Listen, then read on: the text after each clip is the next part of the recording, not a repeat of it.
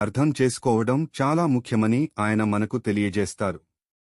ఏ పనికైనా ఆయనే తొలి రక్షకుడు. మనం ఏదైనా కొత్త పని మొదలుపెట్టే ముందు, అది పరీక్షకు వెళ్లే ముందు కావచ్చు, ఒక కొత్త వ్యాపారం ప్రారంభించే ముందు కావచ్చు, గణపతి బప్పా మోర్యా అని అంటాం.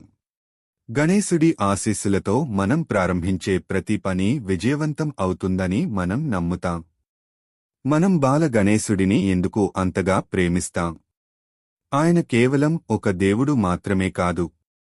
బాల్యం యొక్క ధైర్యాన్ని, అమాయకత్వాన్ని, అద్భుతాలను ఆయన మనకు గుర్తుచేస్తారు. ఆయన నవ్వుతాడు, ఆడుతాడు, మనకు సరైన మార్గం చూపిస్తాడు.